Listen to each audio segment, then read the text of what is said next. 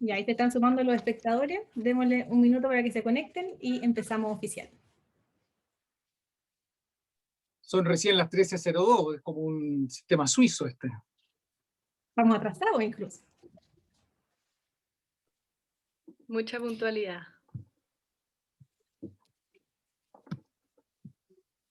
Bueno, igual con estos invitados y el tiempo que tenemos, mejor partimos y el resto se va... ¿Hasta qué hora? Perdón, ¿hasta qué hora es? ¿Lo hasta las tienen? 2. Ya, perfecto. Es la hora de colación, de almuerzo. Claro, es la hora de almuerzo que los alumnos no tienen clase. Ya, perfecto. Bueno, ahí a los que se van conectando, muy bienvenidos al conversatorio Servicio Público, Ingenieros Comerciales UC, candidatos a la Convención Constitucional. Hay más, así que estos son algunos para partir. Voy a comenzar presentando a René Cortázar, bueno, que es ingeniero comercial de la Universidad Católica, doctor en Economía del MIT, investigador senior de CIEPLAN y director de varias empresas, ha sido ministro de Transportes y Telecomunicaciones, de Trabajo y Previsión Social, director ejecutivo de TVN, presidente de Canal 13, consultor de organismos internacionales y profesor universitario, y lo invitamos acá como candidato a la Convención Constitucional por el Distrito 8. Vamos a seguir con Bernardita Paul, también ingeniera comercial de la Universidad Católica, ha sido asesora de gabinete de los servicios de vivienda y urbanización, concejal por Puente Alto y encargada nacional de reconstrucción y reducción de riesgo de desastre del Ministerio de Vivienda. Y actualmente es candidata a la Convención Constitucional por el Distrito 12. Y nuestro tercer invitado es Arturo Zúñiga, ingeniero comercial y MBA de la Universidad Católica. También tiene experiencia en el mundo público, se destaca especialmente su cargo como subsecretario de redes asistenciales, además de su labor como jefe de gabinete y ministro de Salud y director de Salud de la Municipalidad de Panguipulli. Y actualmente es candidato a la Convención Constitucional por el Distrito 9. Y de la casa, quienes van a estar haciendo las preguntas son el director del Instituto de Economía, Tomás Ragu, el profesor de la Escuela de Administración, Álvaro Bustos, y la presidenta del Centro de Alumnos, Florencia Galilea. Bueno, bienvenidos nuevamente. El formato de este encuentro va a ser de preguntas y respuestas, donde los candidatos van a tener 2 minutos para responder cada pregunta, y Florencia los va a estar controlando para que sean muy obedientes. Así que muchas gracias, los dejo con la Florencia. Muchas gracias. Bueno, repito ahí el agradecimiento por estar participando aquí en nuestro conversatorio. Muy interesante poder conocer a exalumnos de nuestra facultad que están ahora participando en un proceso tan importante para nuestro país. Y como primera pregunta y un poco introductoria, queríamos saber cuáles son las motivaciones que los llevan a ustedes como candidatos o candidatas a la Convención Constitucional.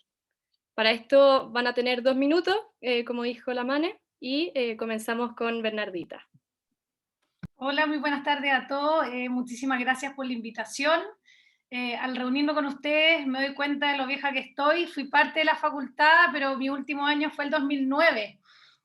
Así que uno empieza a contar, uno se sigue sintiendo súper joven, pero en realidad ha sido harto tiempo en el cual no estoy presente en la facultad. Sí, obviamente decir que tengo los mejores recuerdos. Y parte de la enseñanza que me entregaron ahí fue lo que me motivó hoy día a estar de candidata. Yo tengo 34 años, fui concejal en Puente Alto 8 años, desde el año 2012, ahora que tuve que renunciar con el dolor de mi alma.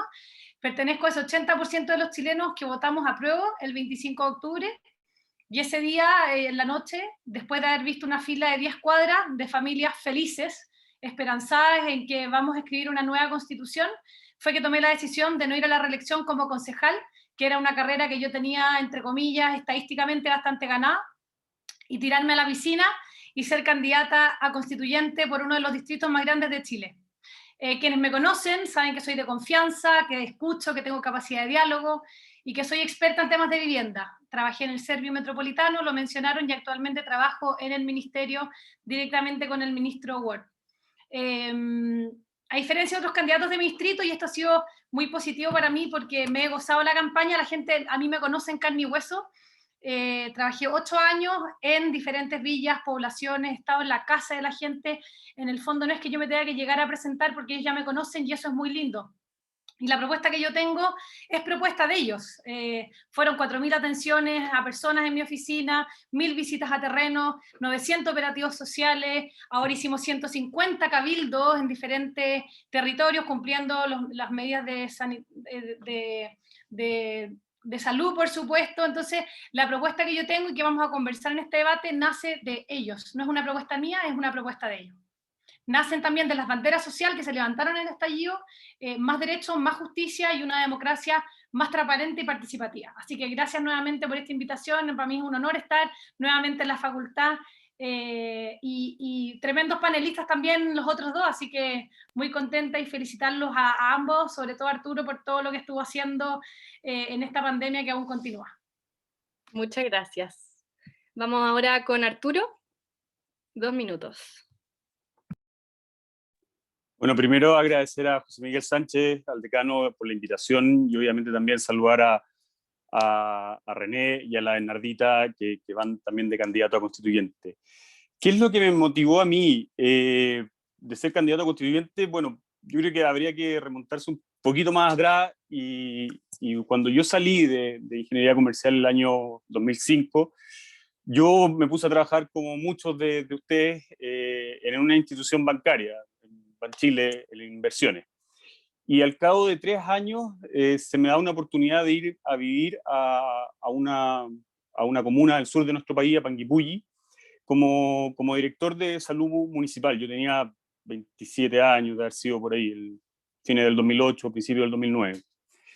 Y cuando me tocó trabajar ahí durante 2 años, de verdad uno ve que estos cargos de servicio público pueden cambiarle la vida a las personas, ¿ya? Y eso, cuando vuelvo el año 2011 a Santiago, pucha, me fue mal, no pude encontrar pega en un comienzo en el sistema público, así que me metí de nuevo al sector financiero. Ahí estuve trabajando en Moneda Asset, y al cabo de unos pocos meses el ex ministro Jaime Mañalich me invita a trabajar con él, y obviamente ahí nos tocó todo el tema del terremoto. Pude recorrer todo el país nuevamente, viendo cómo ese 27F había destruido los hospitales desde Valparaíso a la Araucanía. Y ahí de nuevo, o sea, lo que uno puede hacer con una buena gestión, con una buena administración, sin ser del ámbito de la salud. O sea, a mí cuando me vieron llegar a Panguipulli, un ingeniero comercial que venía del sector financiero, me miraron con bastante malos ojos. Y al final uno da cuenta de esa característica personal que cada uno tiene, y que lo hace obviamente validarse al frente del resto. Después estuve trabajando en el sector, seguí linkeado al sector de salud en clínicas, y posteriormente, a mediados del año 2019, me vuelve a llamar el ministro Mañalich.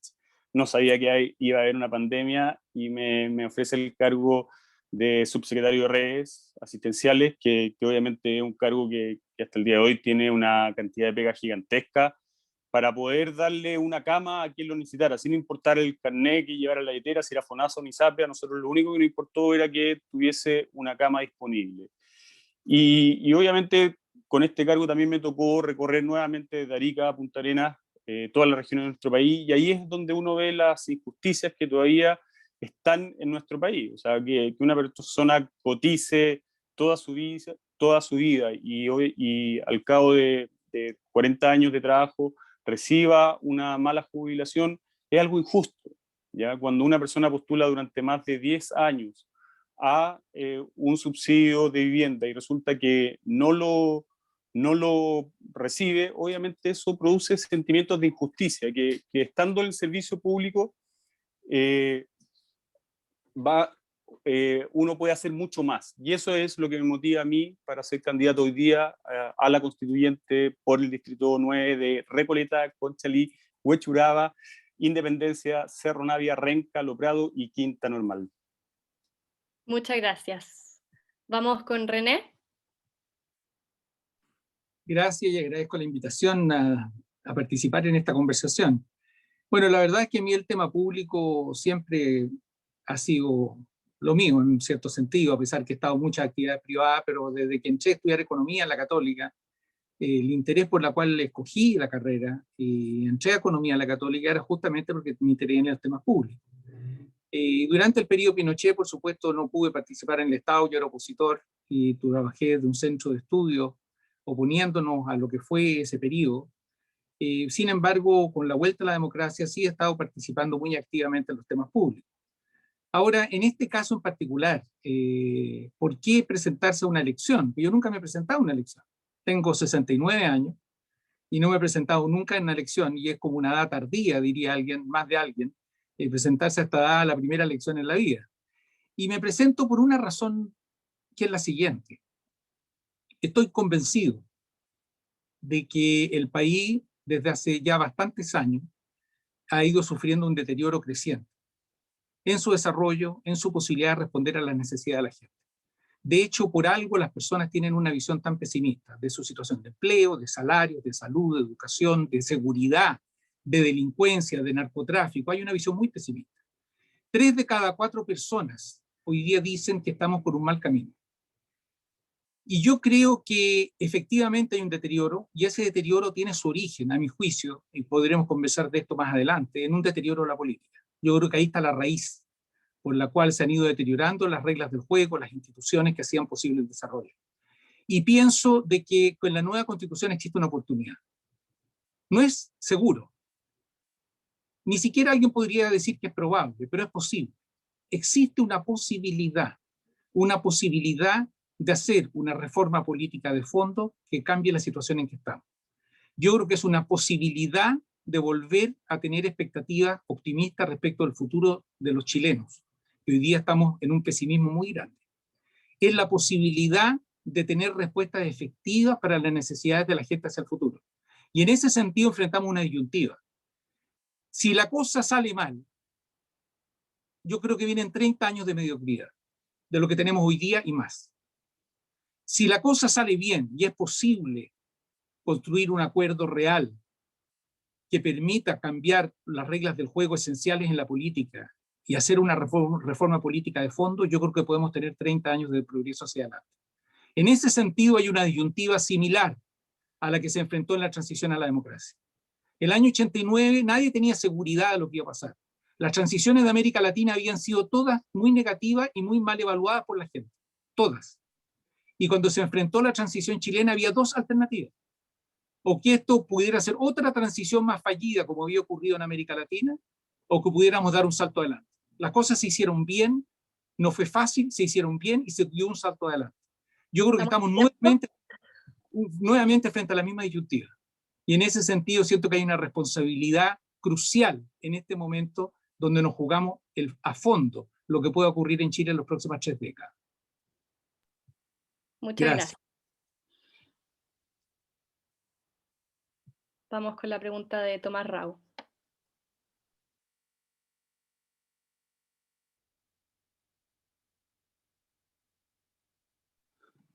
Aló, ¿me escuchan? ¿Sí? Muy bien.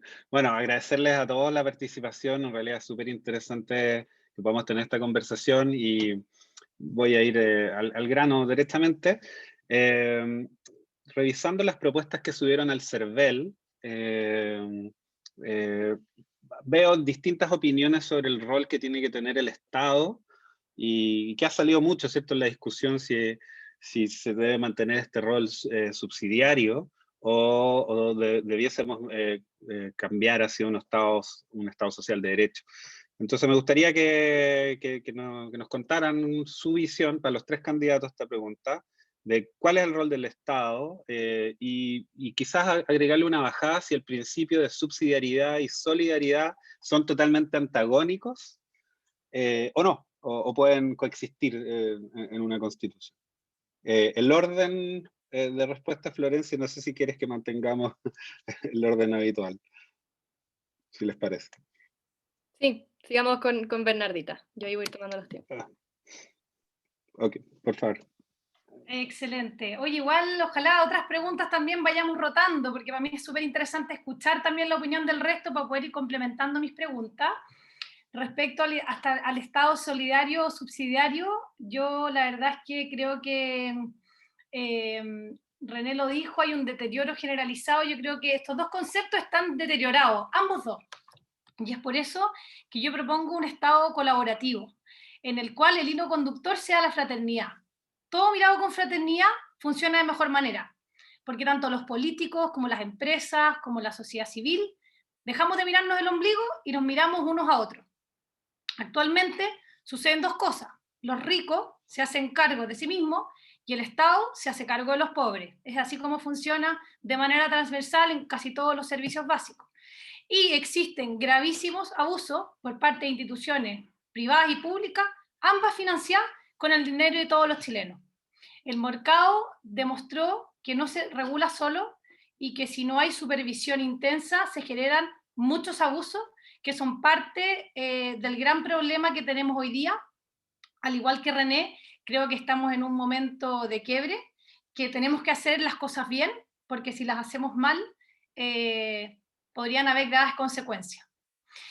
Y creo que el hecho de dejar a los privados fuera no tiene ningún sentido. Creo que si los privados quieren participar en los bienes, tienen que hacerlo bien y a un precio justo. En definitiva, el Estado tiene que defender con garras y colmillos a cada chileno y a cada peso que invierte. Nosotros que somos ingenieros comerciales, de inmediato nos vamos a los presupuestos, que es algo que nosotros tenemos en el chip mental, que es tan importante al momento de gobernar. Y si alguien abusa público o privado, pague las consecuencias con cárcel, ya que se trata de fraude al fisco financiado por todos los chilenos. Así que yo me las voy a jugar por un Estado colaborativo. Gracias. ¿Puedo contrapreguntar solo nomás para claridad? En concreto la pregunta había orientada si es que ¿qué opinan sobre, por ejemplo, poner derechos sociales en la Constitución? ¿Sí? A eso me refería entre subsidiariedad y quizás las definiciones acá son más difusas, pero hay muchos que opinan de no dejar en el fondo en libertad a la persona, ¿cierto? Que emprenda, que tenga las actividades que el Estado debe subsidiar, y lo otro ya sería que estén los derechos sociales ya puestos en la Constitución. Sorry, una pequeña aclaración. Ah, perfecto.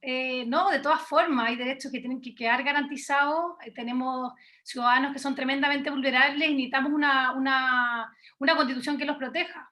Hay derechos que ya están en nuestra constitución actual, que no se han ejecutado de la mejor forma. Está la salud, está la seguridad social, está la educación. Pero yo, que provengo del mundo de la vivienda, hay un derecho que sí quiero jugármelas por esa bandera, que es el derecho a la vivienda. Es imposible desarrollarse como familia y ser felices sin una vivienda propia, y no solamente voy a hablar del derecho a la vivienda, voy a hablar del derecho a la ciudad, que es algo que tiene que ser complementario. Esto no significa que van a haber casas para todos el mismo día a la misma hora, pero dado que yo estoy dentro de la máquina, sé que cuando se toman decisiones políticas y se hacen esfuerzos, los recursos sí pueden destinarse a un tema o a otro. Y creo que el tema de la vivienda es un tema fundamental, porque una familia no puede desarrollarse y no puede ser feliz si no tiene un lugar digno donde vivir. Seguimos con Arturo. Gracias. Yo creo en un Estado obviamente que haga su pega, ¿ya? Que atienda los problemas de la ciudadanía. Creo en un Estado que abra sus puertas. Por ejemplo, mucha gente van al municipio y resulta que no les contestan el teléfono, no les responden su mail, lo atienden solamente si votaron por el alcalde que está de turno ahí. Y obviamente, ¿para qué hablar de los problemas que tenemos en salud, en donde tenemos por años listas de espera que no han sido solucionados? Por lo tanto, yo creo que falta mucho de tener un Estado que esté realmente al servicio de las personas. No creo que haya oposición en lo que tú mencionabas, Tomás, acerca de subsidiariedad o solidaridad, ¿ya? Hoy día, si uno dice, pucha, ¿hay solidaridad? Yo creo que hay solidaridad en nuestro Estado, en el sentido de que los que tienen más tienen necesariamente que pagar más impuestos. Y, por ejemplo, en salud también, dentro de lo que es el presupuesto del Ministerio de Salud, solamente el 40-45% del presupuesto se financia con el 7%, el resto se financia con impuestos generales. Pero como decía al principio, quiero un Estado mucho más ejecutivo, mucho que haga su pega, pero creo aún más en una sociedad civil empoderada, en una sociedad civil que participe en las soluciones de problemas públicos, ¿Por qué? Porque sé muy bien cómo de alguna forma el sistema político o el Estado tiene ineficiencia. Sabemos todos muy bien el clientelismo. Por ejemplo, anteriormente en EFE, cuando cada diputado o alcalde, mediante una reunión, hacía una estación cerca de su ciudad. Sabemos muy bien que los diputados andan prometiendo veredas para la gente, y eso no puede ser así. O sea, tenemos que sacar el clientelismo, esta microcorrupción que está en nuestro país, que obviamente hace más ineficiente el Estado. Por lo tanto, creo mucho más en una sociedad empoderada, en una sociedad civil, que incluso se puede hacer cargo de problemas públicos, por ejemplo, el día de mañana administrar un consultorio. Ok, muchas gracias, René. Por favor. Gracias. Bueno, primero, yo creo que hay dos visiones sobre esto. Una, gente que quiere resolver problemas de perspectiva política en la Constitución y quiere imponer una cierta visión, ya sea más liberal, ya sea más socialdemocrática, ya sea la que fuere. Yo, en lo personal, no comparto esa visión. Yo creo que la Constitución tiene que ser, como se dice en una frase que a mí por lo menos me gusta mucho, la casa de todos. Ahí no se zanjan las diferencias políticas. Ahí se va solo a los derechos fundamentales y a las reglas del juego fundamentales que sean comunes al conjunto de la sociedad. Por lo tanto, ahí tienen que caber respuestas liberales, respuestas socialdemocráticas, tienen que caber las distintas respuestas que se vayan dando en el sistema político de la sociedad. Además, sería muy injusto que una generación dijera, pues yo le pongo candado, pongo mi visión en la Constitución, y las próximas generaciones que vean si pueden reformarla. Sería absurdo. Y por lo tanto, incluso es un problema de respeto generacional, el entender de que esto tiene que ser una cancha que permita que el sistema político evolucione. Respecto de colocar derechos, yo sí creo que hay que colocar derechos, pero en el sentido de una constitución. Una constitución es una brújula. ¿Tiempo? Ah, perdón. Un minuto. Ah, ya. Una constitución es una brújula. Una constitución, por ejemplo, tomemos el derecho a la salud, dado que tenemos aquí el ex subsecretario. Yo creo que la Constitución puede perfectamente decir y debe decir que las personas deben tener un acceso, del derecho de acceder a una salud adecuada, pero debe formular al mismo tiempo del modo como esto se expresa en la ley. O sea, debe asegurarse que no se entienda de que la persona va a ir individualmente al Tribunal Constitucional a buscar beneficios, sino que esto va a ser un derecho social, no un derecho individual. Ahora, para que eso se vaya realizando, se requiere, todos sabemos, más hospitales, más médicos, más medicamentos, y eso supone que el sistema político sea capaz de ir completando esa orientación y haciendo la realidad. Los países que han puesto en la Constitución el derecho a la salud y no hacen nada más, ese derecho se transforma en un derecho de papel, que no afecta a la vida de la gente. Ecuador, Colombia, Bolivia, tenemos los ejemplos aquí en el continente. Sin embargo, si uno plantea la orientación como brújula, el derecho a la salud, pero al mismo tiempo expresa que esto tiene que manifestarse en el sistema político, en el sistema legal a través de las leyes, uno crea un derecho que se va tornando en un derecho real. Y uno crea mecanismos a través de los cuales el sistema político, tanto el Ejecutivo como el Parlamento, tengan que año a año dar cuenta de cómo la sociedad chilena va encarando estos derechos. Yo personalmente creo que debemos orientarnos a una sociedad donde si un niño nace con una enfermedad o tiene una dificultad de salud, deba tener atención independientemente de la situación socioeconómica de sus padres. Y eso significa buscar garantizar ese derecho, pero entender al mismo tiempo que ese derecho necesita expresarse en recursos y en realidades, porque lo demás es un engaño y la creación solo de derechos de papel, que sería la próxima frustración de los chilenos.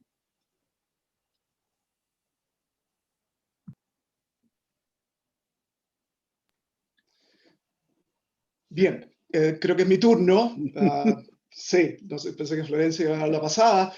Me sumo aquí, ¿no es cierto?, los comentarios tanto de Tomás como de Florencia, de agradecerles la asistencia a este evento. Creo que es extraordinariamente importante poder escucharlo de ustedes, lo que piensan de estas ideas tan importantes para el futuro, y ha sido extremadamente interesante ya lo que han compartido. Yo voy a tomar una vertiente un poquito diferente. Les voy a hacer una pregunta a cada uno diferente para no hacer esto tan monótono.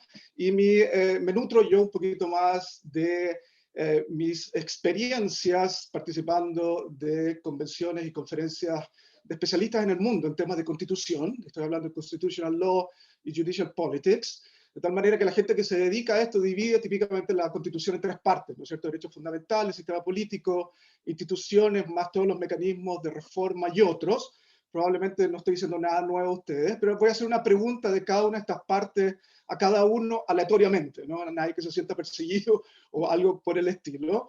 Por ejemplo, Bernardita, tú ya hablabas un poco de derechos fundamentales, y déjame contarte que aquí hay mucha investigación, harta, bastante reciente, una del 2020, por ejemplo, en que hay un par de académicos, uno de la Universidad de Chicago, otro de la Universidad de Virginia, que han estudiado acuciosamente por años muchas constituciones en el mundo, y lamentablemente encuentran una conexión de lo que se llama de jure a de facto, muy débil en los derechos fundamentales, ¿no es cierto? Tanto los derechos individuales como los sociales, lamentablemente cuando tú lo escribes en la Constitución, rara vez se transforma en una diferencia que los países que no lo tienen en la Constitución, si hay una diferencia en los derechos organizacionales, ¿no es cierto?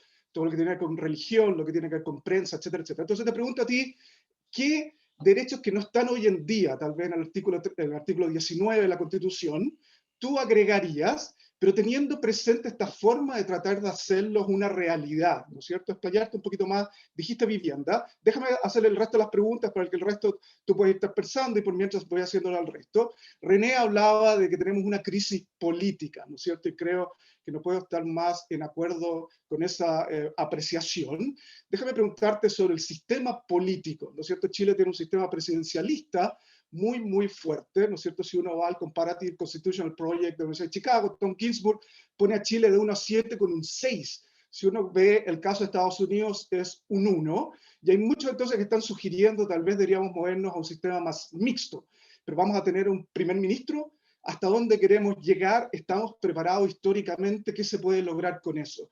Y por último, Arturo, una de las instituciones más cuestionadas y atacadas de nuestra institucionalidad es el Tribunal Constitucional, ¿no es cierto? Y pueden haber distintas posturas en esto, pero alguien tiene que defender la Constitución. Somos un país de tradición civil law, no estamos en el caso de Estados Unidos, que la Corte Suprema cumple esa función. ¿Qué harías tú con el Tribunal Constitucional? ¿Qué cambios incluirías o qué sugerencias nos harías? Esas tres preguntas. Bernardita, sí. Ya, perfecto. Oye, bueno, efectivamente no puede ser una lista de supermercados que lo único que genere son frustraciones en el futuro, que eso que es lo que nos preocupa a los ingenieros comerciales, porque nosotros siempre miramos el presente, el futuro y las consecuencias de las cosas que hacemos hoy día, por supuesto. Pero se vio también en el estallido social que se priorizaron ciertos temas y que cosas que pensamos que no se podían hacer, porque nos habían dicho que no se podían hacer, sí se podían hacer y en un plazo bastante acotado. Y por lo tanto yo creo que es inevitable pensar de que van a haber muy pocos derechos que se van a garantizar en la nueva Constitución. Yo creo que la gran mayoría de los candidatos van a levantar banderas de diferentes derechos. Yo en ese sentido quiero darle protagonismo, ya se los comenté, al derecho a la vivienda. Quiero involucrar también derechos para la mujer. Hoy día la mujer tiene que decidir si es mamá o si trabaja. Tiene que tomar esa decisión y dividirse, no las ingenieras comerciales de la Universidad Católica, porque nosotros por lo general tenemos la posibilidad de financiar a alguien que nos cuide a nuestros niños, pero el común de las mujeres no lo tienen. Quiero asegurarle a las mujeres el hecho de que seamos reconocidas, que podamos desarrollarnos, que seamos valoradas y por supuesto que no seamos violentadas. Quiero poner en el centro también los derechos de los niños, a tener una niñez protegida, a ser nutridos, a ser educados, a contar con esos vínculos incondicionales tan necesarios para desarrollarse. Insisto, no podemos caer en la lista de supermercados, pero sí la Constitución va a ser una oportunidad para hablar de temas sociales relevantes que si solamente se quedan en la Constitución van a generar frustración en el futuro. Pero estoy segura, y porque lo vi, al igual que todos ustedes, que sí se pueden hacer cambios profundos. Tenemos un Estado con profesionales competentes, tenemos presupuesto y se pueden hacer grandes cambios. Tenemos que hacernos, el estallido social tuvo dos aristas, una es la económica, que tiene que ver con los derechos, y la otra es el estallido político, esta sensación de que es un país con desigualdad, con discriminación, que no hay acceso a la justicia, y todas las propuestas que nosotros hagamos como candidato constituyente tienen que venir a hacerse cargo de ese estallido en base a estas dos aristas. De lo contrario, nos vamos a entrampar solamente en derechos, nos vamos a dedicar a eso, pero no nos vamos a hacer cargo de este segundo estallido del tema de las injusticias que tan cansados tienen a la gente. Gracias.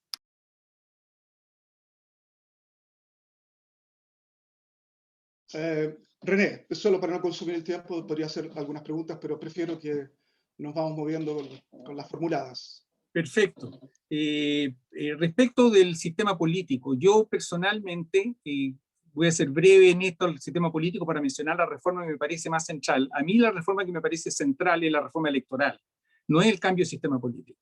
Y lo voy a explicar en una frase. ¿Por qué?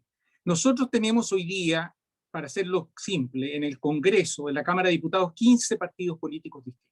15. Sabemos, y lo que hemos visto en los cursos de economía que nos enseñaron en la Universidad Católica, estoy seguro a todos los estudiantes que están escuchando, en teoría de juego, sabemos que cuando hay un grupo muy grande de jugadores, se enfrenta cada uno al dilema del prisionero y nadie crea los bienes colectivos.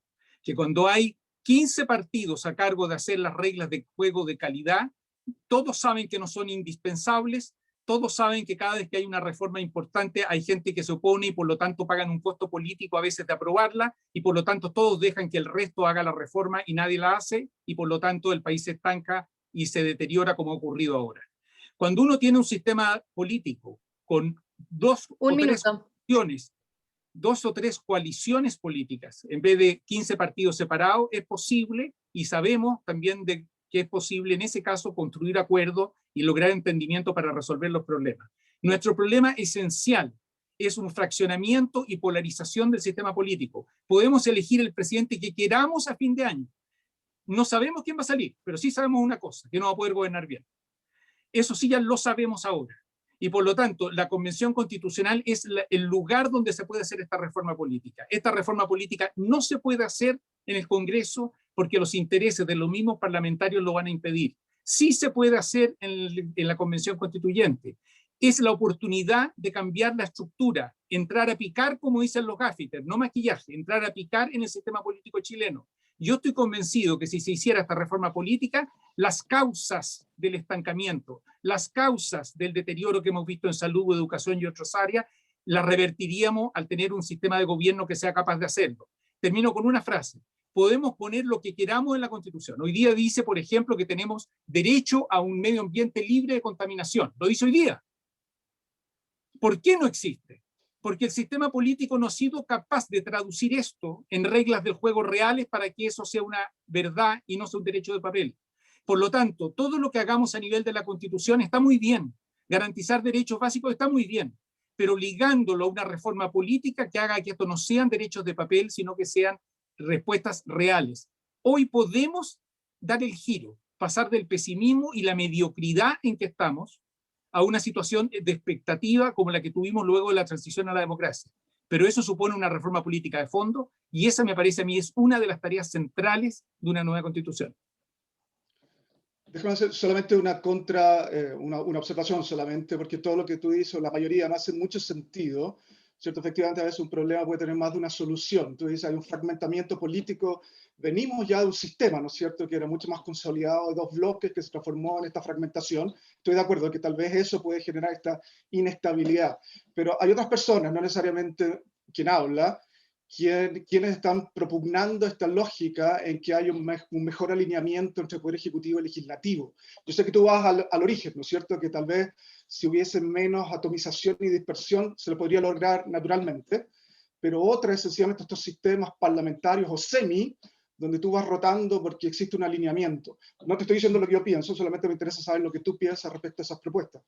Encantado. Mira, primero, yo no estoy a favor de un sistema parlamentario. Y después, y tampoco un sistema semipresidencial, pero lo ejemplifico por el parlamentario, por varias razones. Primera razón, el sistema parlamentario, al presidente de la República lo elige la Cámara de Diputados.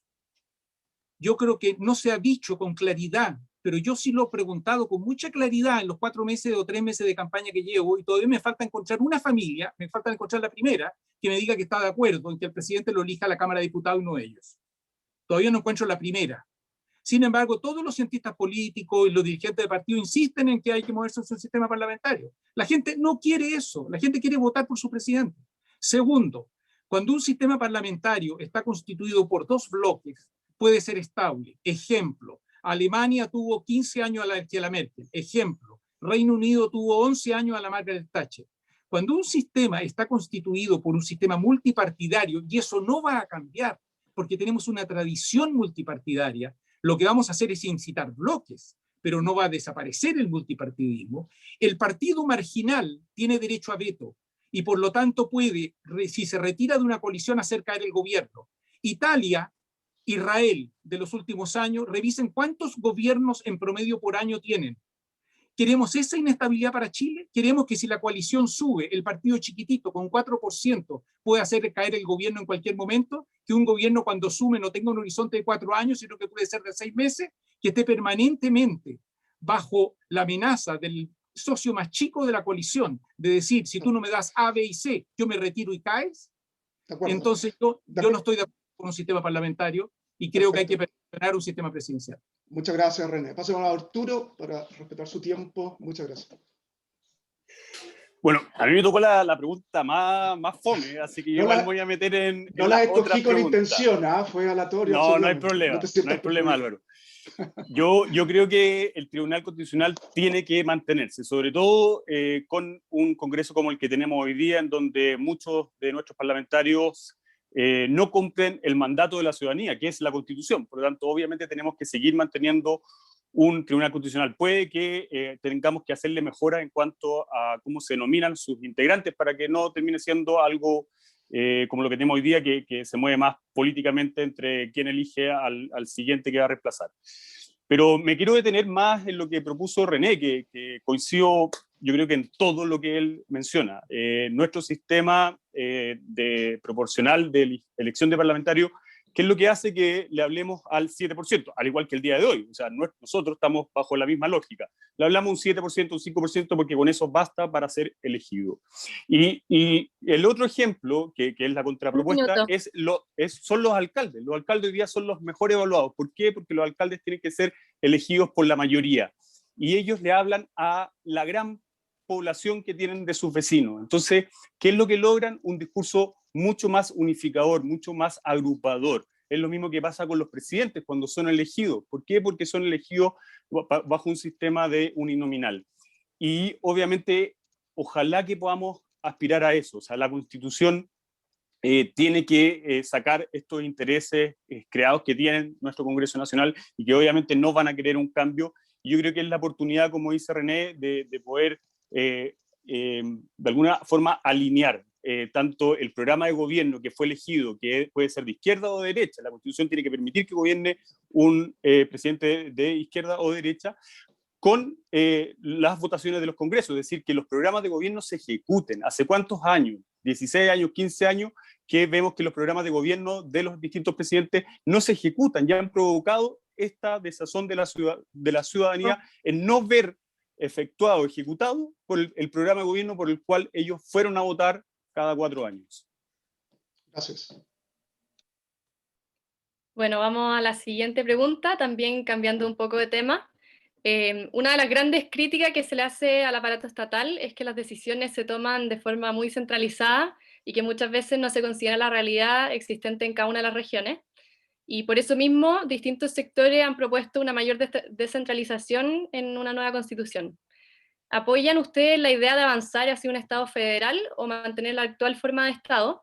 Y en caso de querer mantenerla, ¿cómo compatibilizar el Estado unitario con una mayor autonomía para regiones y municipios? ¿Y cómo abordarían el tema de las rentas regionales propias?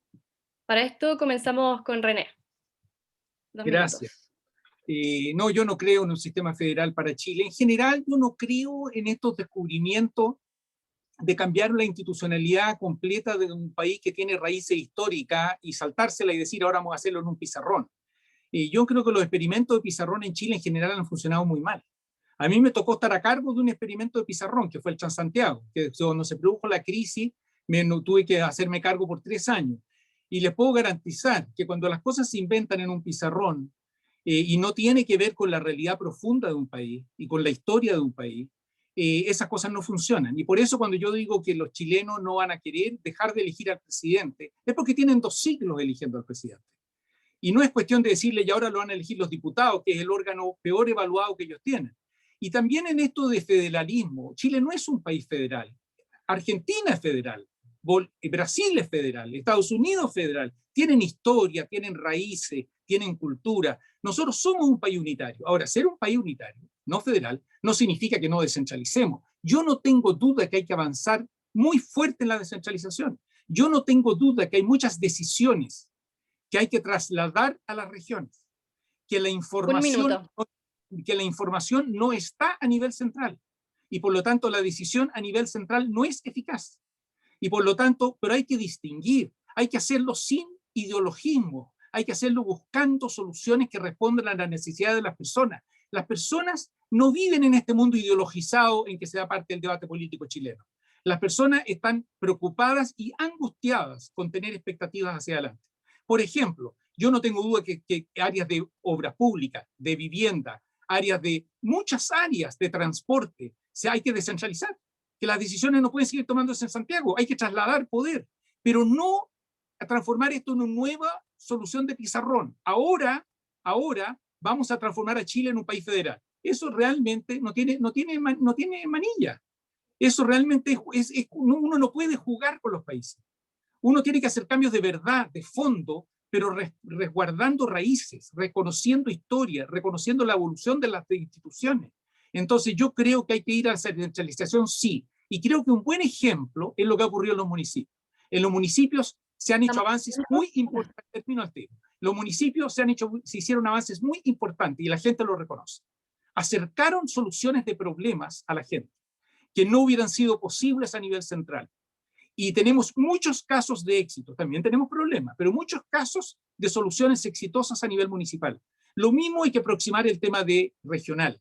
Hay que entenderlo como buscar soluciones que recojan la información, la adhesión y la participación de la gente, pero sin transformar esto en una pizarra donde de un día para otro pasamos de gobierno central a gobierno federal. Eso yo creo que sería simplemente un acto de irresponsabilidad con Chile. Muchas gracias. Seguimos con Arturo. 2 minutos.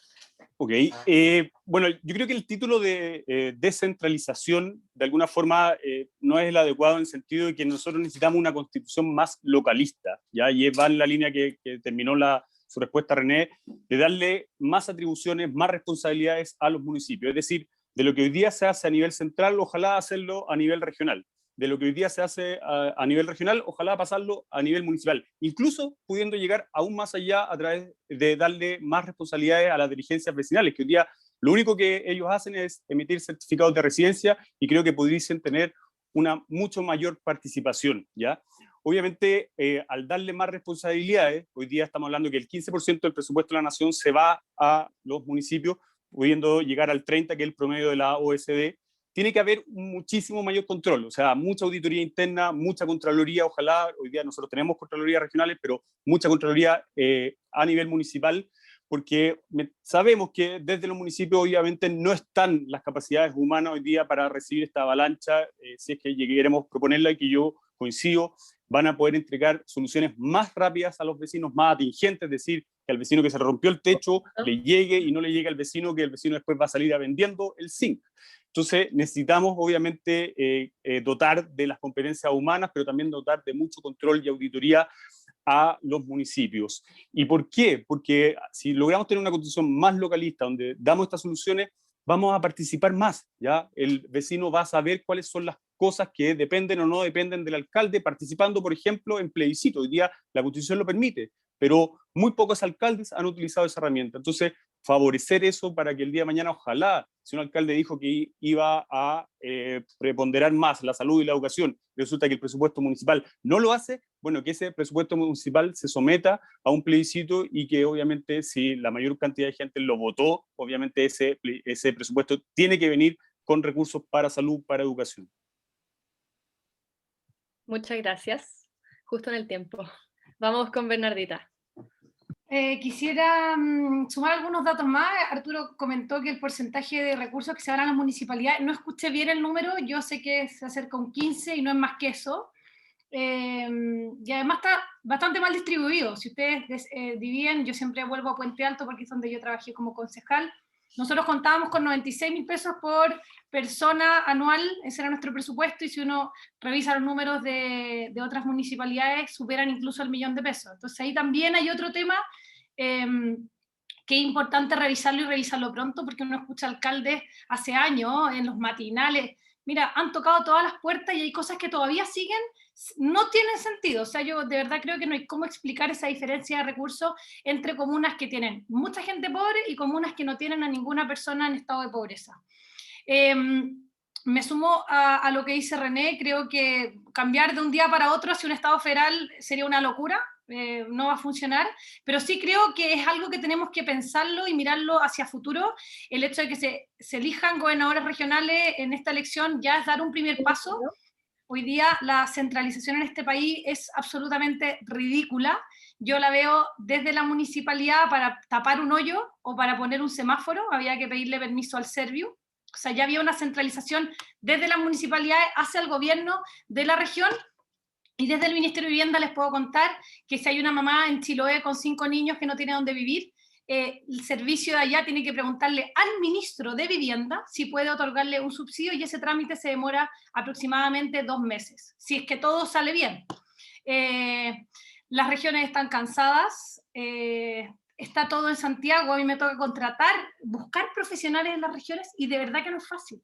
Nos hemos encargado de que Santiago crezca y se desarrolle, y las regiones la verdad es que se merecen algo más. Me gusta esa mirada de Arturo, de protagonizar a las localidades en nuestra Constitución, y de verdad que no lo digo como frase cliché, lo digo convencida. Esa es mi propuesta, caminar hacia un federalismo, pero de manera responsable, ir viendo cómo se dan las cosas. Le tengo fichas puestas a la elección de gobernadores regionales, pero un gobernador regional o cualquier iniciativa de descentralización tiene que ir acompañada no solamente de poder, sino que también de recursos y de mucha fiscalización. Muchas gracias. Vamos con la pregunta de Tomás. Bien, muchas gracias. Hay tantos temas que tocar. Voy a tratar de centrarme en algunos que tienen implicancias económicas. Se ha nombrado de la crisis política, pero bueno, también de la crisis social. Hay mucho estudio y está más o menos súper argumentado el tema de las grandes desigualdades, y sobre todo en el mundo del trabajo. Me gustaría preguntar la opinión que tienen sobre, por ejemplo, un derecho que está en la Constitución de 1980, más allá de que pueda aparecer de papel, como mencionaba René, si es que esos derechos no se concretan, claro. Que el derecho a la sindicalización, y visto como una de las herramientas, ¿cierto?, como para aumentar el poder de negociación de los sindicatos. ¿Qué opinan de eso? Por un lado, esto sale porque estuve revisando las propuestas de ustedes y no los vi. Yo entiendo que no es una lista de supermercados, pero sí vi otros derechos y no vi este. Si creen que estos derechos que tienen implicancias sobre la vida de las personas, el trabajo, deben estar, por un lado. Y por otro lado, también vi, y en la discusión ha salido de lo desprotegidos que están los ciudadanos respecto a inequidades o injusticias incluso que podría cometer el Estado.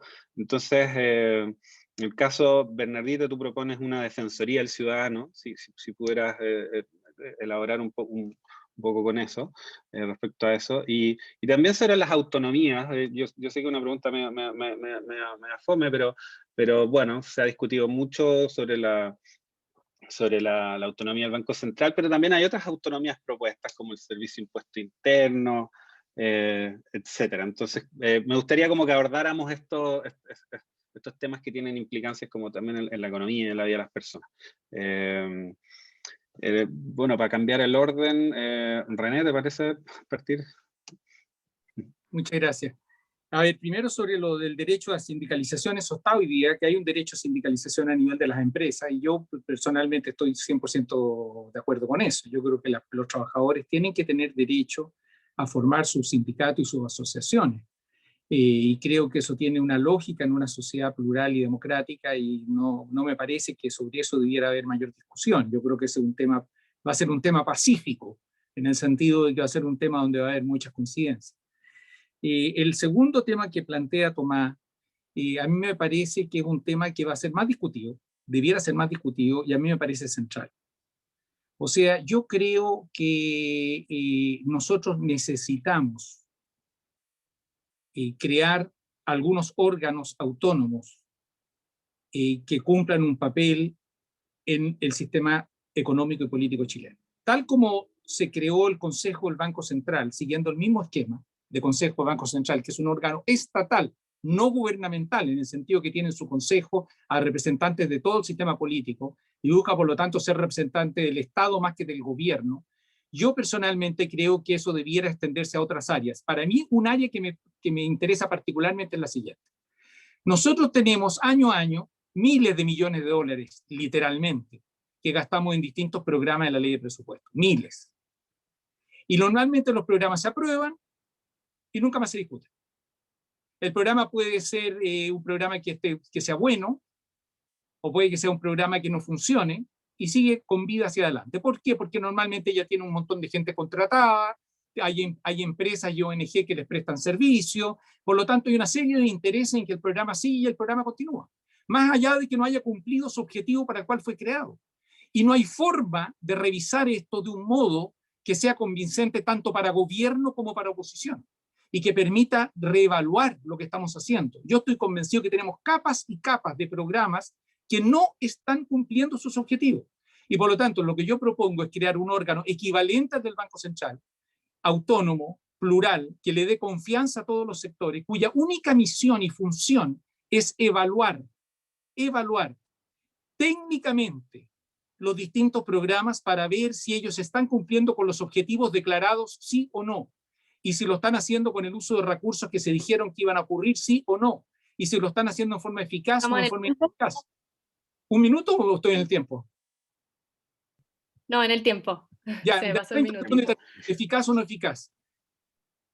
Y yo creo que la verdad es que si ellos pudieran, y si ese pudiera ser un lugar atractivo, con sueldos bien pagados, que los profesionales más prestigiados de Chile les interese participar en ese órgano estatal, tal como hoy día muchos van al Banco Central, por ser un organismo prestigiado, que este también sea un organismo prestigiado, que atraiga buenos profesionales. Yo creo que es la inversión más rentable que tenemos por delante. Creo que la rentabilidad social de tener un cuerpo de personas de primer nivel, evaluando todos los programas que hace el Estado, y que sea plural, de modo que esto no pueda argumentarse que es un argumento de gobierno o ni de oposición, sino que sea una evaluación eficaz del programa, si está cumpliendo o no con su objetivo y a qué costo lo hace, podría significar una fuente de recursos inmensa y una mejora en la eficiencia del Estado. Y yo creo que eso es perfectamente posible, y ese cambio sí sería un cambio modernizador del Estado que nos haría permitir dar un salto adelante en términos de la calidad de muchas de nuestras políticas públicas. Gracias, René. Arturo. Son varias preguntas, pero para seguir con el tema que estaba hablando René, además de tener un consejo evaluador de políticas públicas, creo que perfectamente nosotros también podríamos elevar a carácter constitucional el servicio civil. Nos gastamos muchísima plata nombrando gente, pagando concursos, y resulta que finalmente se nombran según lo que piense su ideología. Y eso no puede ocurrir. O sea, yo lo viví en los hospitales públicos, aunque puedan estar perfectamente administrados, resulta que si cambia el gobierno y el director de ese hospital es del otro sector, se va para la casa. Y eso no puede ocurrir. O sea, lo que se está poniendo ahí es perjudicando, sacando el foco de la persona, en este caso el del hospital, el ejemplo del paciente. Si el hospital es bueno, debe mantenerse esa persona, y por eso sería ideal también tener este órgano de dirección civil, ojalá más alejado de los ciclos políticos. En cuanto a la pregunta de la Defensoría del Ciudadano, yo creo que tal como hoy día nosotros tenemos un CERNAC, si uno le pasa algo con la cuenta del teléfono va a alegar a la tienda, si no va al CERNAC, y si no termina en la justicia.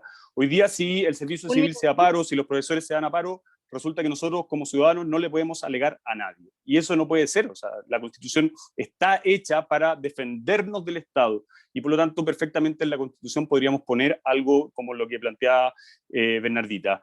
Y en relación a, bueno, el derecho de huelga, estoy perfectamente de acuerdo, pero creo que lo que mencionó Bernardita, que las municipalidades son muy distintas entre sí, de acuerdo a los recursos que tienen, Eso no puede ocurrir, o sea, eso es una injusticia tremenda que en una municipalidad tengan una plaza verde regada y en la otra la tengan de maicillo porque no tienen recursos para regar esa plaza.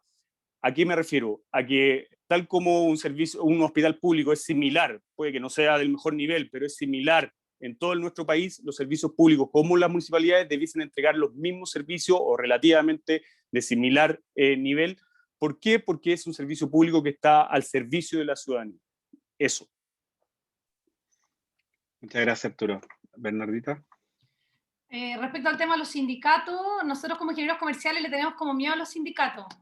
Muchas veces pensamos que son el enemigo, pero quiero contarles que yo provengo de una escuela que es la Municipalidad de Puente Alto y aquí no me quiero llevar ningún tipo de crédito porque yo llegué y esto ya ha funcionado así.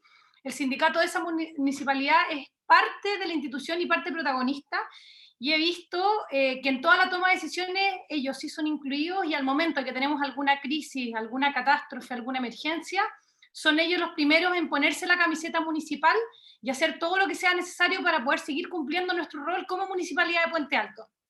Y por lo tanto, me sumo a las palabras de los otros dos panelistas, es un derecho que tiene que permanecer. Y no creo que haya nadie, no, o sea, me imagino que no va a haber nadie que opine lo contrario. Respecto a la Defensoría del Ciudadano, la del pueblo, hoy día, no sé, alguien si me iba a ver a mí como concejal y yo no la atendía, la dejaba plantada, o lo citaban, qué sé yo, en alguna institución pública, no llegaban, iba a Chilatienda, llevaban en paro un mes, fui al Servio y perdieron mi carpeta, hoy día la gente hace las denuncias en Facebook. O sea, ese es el único mecanismo para poder denunciar al Estado.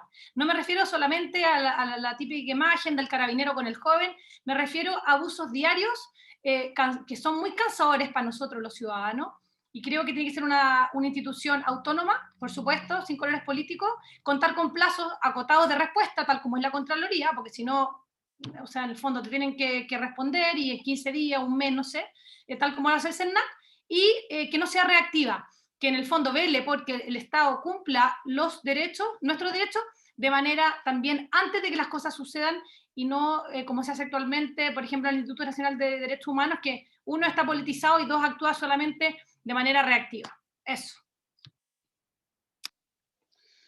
Bien, muchas gracias. La verdad es que nos queda muy poquito tiempo, 1 minuto o 2 como máximo, y Florencia va a cerrar esto, pero antes también quería hacerle una pregunta ahora a los tres panelistas presentes acá, y también muy cortito. El día de mañana ustedes pudieran llegar a ser parte de esta convención, ¿no es cierto? Son electos, y muy probablemente, a pesar que tienen sus convicciones muy definidas, van a tener que transar en algunos de estos puntos. Va a ser imposible que todo lo que ustedes creen va a ser aprobado por los quórum que se necesita.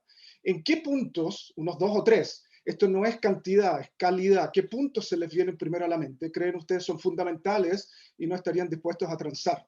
Díganme unos 2 o 3, creo que la gente se acordará de eso.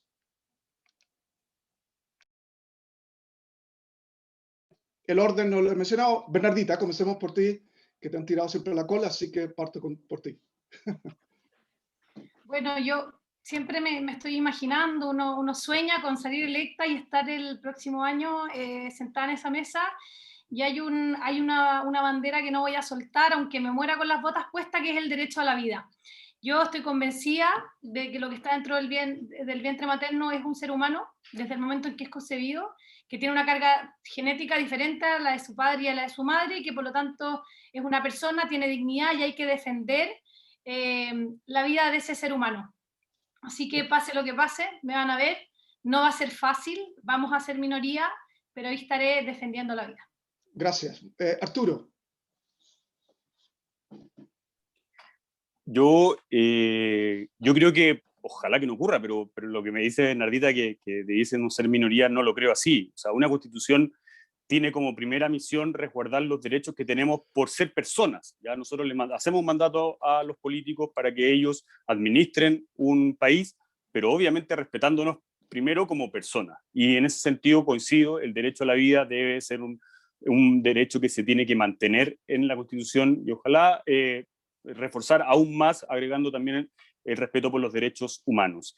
Y en cuanto a la propiedad, creo que es un derecho que también, eso va en la realización personal, en la realización de una familia, de una comunidad. Tiene que haber propiedad privada para que obviamente podamos desarrollarnos como seres humanos integrales. Y eso para mí son los dos derechos más importantes que debiesen mantenerse, y tal como lo hemos visto, una constitución tiene que ser algo que nos represente a todos. Por lo tanto, espero, y voy con la mejor de las intenciones, a poder llegar a un acuerdo en gran parte de esto.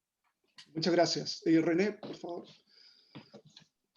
Bueno, yo creo también, como señaló Arturo, que el tema de derecho a la vida, yo creo que se va a mantener, el tema de la protección constitucional que existe hoy día. No creo que ahí debiera haber, no creo, espero que no debiera haber un cambio en el sentido de desproteger el derecho a la vida. Y creo que son muchos los puntos que van a tener distinta intensidad, pero van a ser muchos, van a ser los puntos que tienen que ver con las aspiraciones de la gente mínima. O sea, yo creo que si esta constitución no es capaz de responder a esta aspiración de mayor protección social, yo creo que se frustraría. Yo creo que si esta constitución no es capaz de responder al enfrentamiento, a la mediocridad del crecimiento y desarrollo que llevamos de muchos años, también se frustraría, y para eso está, como dice Arturo, el tema de propiedad, está el tema del Banco Central, está el tema de iniciativa exclusiva de los del gobierno en determinadas materias.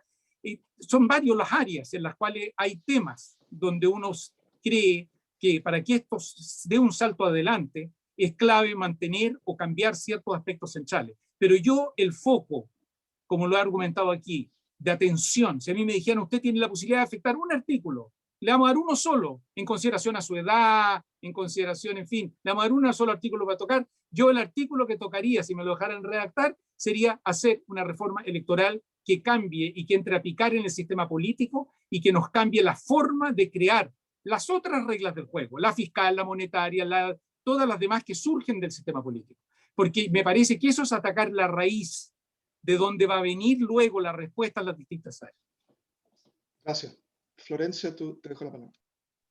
Sí, bueno, en honor al tiempo vamos a ir cerrando. Nuevamente agradecer a cada uno por su participación y les vamos a dar un minutito para que cada uno pueda cerrar y hacer una invitación si es que así creen necesario. Así que comenzamos con René, 1 minuto. Gracias. Yo solo haría un llamado a las personas que nos están pidiendo, uno, a comprometerse, a entender que este es un momento especial para Chile. Yo estoy convencido, es especial para Chile. En mi vida, por lo menos, el único momento que se le parece fue el año 88 y 89, cuando todavía estábamos bajo la dictadura y venía la posibilidad de la democracia. Era un momento especial, donde lo podíamos hacer bien o lo podíamos hacer mal. Y si lo hacíamos bien, podíamos tener 30 años de progreso. Y si lo hacíamos mal, podíamos seguir en la frustración y la mediocridad que había caracterizado por tantas décadas el desarrollo chileno. Y hoy estamos de nuevo frente a una disyuntiva igual, de la misma intensidad. Tenemos por delante la posibilidad de dar un salto adelante. Tenemos por delante la posibilidad de hacer un cambio de verdad, que produzca los resultados que necesitamos en materia de progreso, salir de este desarrollo mediocre y en materia de respuesta a la necesidad de la gente. Hoy comprometerse cada uno y hoy jugarnos todos para crear un espacio para que este año que viene por delante se pueda producir este efecto. Si no se produce en los próximos 12 meses durante el periodo de la convención, podemos tener 30 años más con las reglas del juego esenciales que tenemos hoy día o peores que las que tenemos hoy día. Y eso sería un mal anuncio y un mal mensaje para los miles de chilenos que hoy día están muy frustrados, muy decepcionados y que esperan una respuesta. Muchas gracias. Vamos con Bernardita. Yo quisiera contarles una pequeña anécdota y con esto voy a cerrar. Yo el año 2009, yo estudié ingeniería igual que ustedes, y siempre tuve una frustración constante en el tiempo que en las diferentes clases nos enseñaban siempre cuando ustedes sean gerente general, cuando ustedes sean subgerente general, pero no aparecían demasiados profesores diciéndole si alguno de ustedes alguna vez quiere ser alcalde, si quiere trabajar en alguna municipalidad, en alguna ONG, en alguna fundación. Eran mensajes que al menos en mi época no aparecían mucho. Yo en el 2009 me fui a intercambio a Francia y en mi frustración le escribí una carta al decano en ese momento, a Francisco Rosende, y él ochenteramente me llamó por Skype, recuerdo, logramos comunicarnos y él quiso escuchar mi inquietud y el hecho de que estemos hoy día 3 panelistas, ingenieros comerciales, representando al resto, y espero que haya muchos más, deben haber, significa que han habido cambios en este país. Yo me siento muy honrada de ser parte de esta elección. René lo dijo, es un momento histórico. Creo que los problemas de uno tienen que ser los problemas de todos, y ahí los ingenieros comerciales de la Universidad Católica tienen una tremenda tarea por delante. Nunca me voy a olvidar de un compañero que me dijo que él iba a ayudar a los pobres pagando muchos impuestos. Creo que claramente eso no es suficiente. Los impuestos obviamente se necesitan y son bienvenidos, pero creo firmemente que las nuevas generaciones deben y tienen que seguir comprometidos con las personas más necesitadas de nuestro país. La única manera de salir adelante es si logramos de verdad pensar que el problema de uno es problema de todos. Agradezco muchísimo la invitación, le deseo muchísimo éxito a los dos panelistas. Me encantaron muchas de las ideas que propusieron, así que ahí tomé harta nota. Voy a pedir después los WhatsApp para seguir comentando, porque nuestras propuestas existen, pero se van alimentando en el tiempo, y el próximo año se vienen discusiones profundas de temas muy potentes que hoy día ni siquiera hemos sido capaces, hemos tenido el tiempo, digamos, de conversar. Muchas gracias. Y Arturo. Yo quiero mezclar un poco el llamado de ambos, de Bernardita y de René. Creo que nosotros como ingenieros comerciales obviamente siempre se nos tilda de fríos o de calculadores, y creo que no es así. O sea, creo profundamente que tenemos bastante conciencia social acerca de cómo hacer bien nuestras pegas, sea desde un municipio, sea desde una empresa, de un emprendimiento, una fundación. Creo que hoy día, de alguna forma, estamos bastante polarizados artificialmente. ¿A qué me refiero? A que si uno se mete en Twitter y en 140 caracteres pretende cambiar del punto de vista de una persona, eso realmente es imposible. Y la otra buena noticia es que Twitter solamente tiene un 10% de las personas, es decir, son personas que tienen muy fijas sus ideas, y estamos viendo que dentro de los dos extremos nos tratan de dividir como país, y creo que esta convención, y voy con ese espíritu, si es que llego a ser elegido, va a ser totalmente lo contrario. Creo que debiésemos encontrar nuestros puntos comunes, que deben ser muchos más,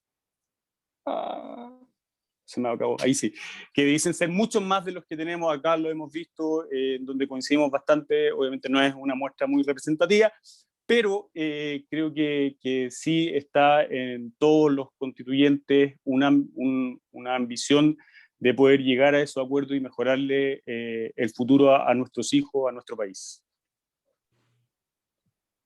Bueno, repito los agradecimientos. Muchas gracias a Arturo, René, Bernardita, también a nuestros profesores Álvaro y Tomás. Bueno, ha estado muy entretenido. Podríamos haber seguido hablando por un buen rato más, pero en honor al tiempo y ahí a los horarios de clase vamos a ir cerrando. Agradezco nuevamente, mucho éxito y ánimo en el tiempo que queda todavía antes de las elecciones, y eso, esperamos que les vaya muy bien, y eso. Muchas gracias. Gracias.